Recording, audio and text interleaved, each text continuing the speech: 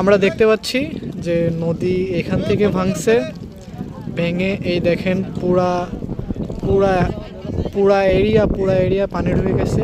এইখান থেকে ভাঙন হয়েছে মূলত, এইখান থেকে ভাঙন হয়ে পানি অনেক স্রোতেই চলে যাচ্ছে। এখানে বাঁধ দেওয়া হচ্ছে, কাজ চলতেছে, কিন্তু তাও ভেঙে যাচ্ছে। 2-3 বার দেওয়া হয়েছে কিন্তু পানি আটকানো যাচ্ছে না। তো আমরা এখন এলাকার মানুষজনদের সাথে কথা বলতে যাচ্ছি, তারা এখন কি অবস্থাতে আছে।